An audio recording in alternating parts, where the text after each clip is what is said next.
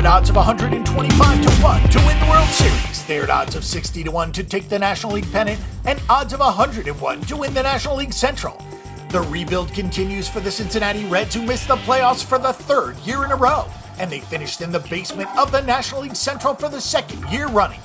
Bryan Price goes into his fourth year as the man in charge, but there still might be work to do for the Reds, as they still have a trade chip or two after getting rid of Jay Bruce and Brandon Phillips. Joey Votto continues to be one of the most consistent players in baseball, except for two poor seasons, and one of those was due to injury. He got some help from Adam Duvall, who burst onto the scene with 33 homers, which allowed the Reds to feel comfortable dealing Bruce to the New York Mets in August. Billy Hamilton is the best base stealer in baseball by a wide margin, which helps the power part of the lineup. The Reds also traded Phillips to Atlanta to give second base to Jose Peraza, who doesn't have Phillips' power, but he hit .324 last season, and he can steal bases as well.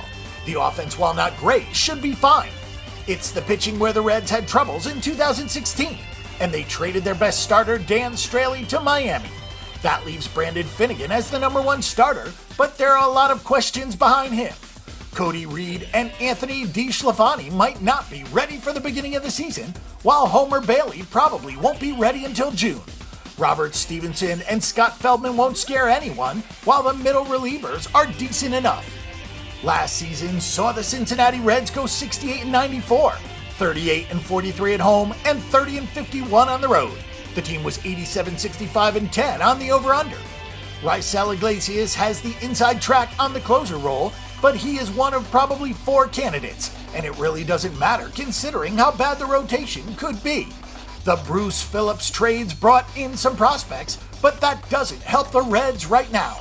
Some players to watch for 2017, Adam Duvall coming onto the scene certainly took some of the pressure off Votto, but now 2017 is all about proving that it wasn't a fluke. He doesn't really hit for average, but Duvall has plenty of power, and another year like this could have him in line for a big deal, as this year he will make $577,500. What to do with Joey Votto?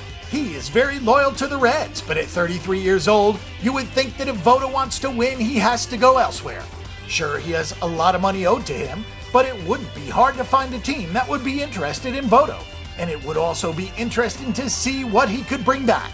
Jose Peraza has big shoes to fill with Phillips gone, and even bigger glove, as Phillips was a four-time Gold Glove winner. But the future is bright for Peraza, who can also play shortstop, and while he'll probably never have Phillips' numbers at the plate, he is a good enough fielder, and his speed will take some pressure off Hamilton. Brandon Finnegan had a good season for the Reds, and he'll be the ace now, although he shouldn't be under too much pressure. He managed 10 wins with an ERA of 3.98, and any progress this season would be great from the 24-year-old.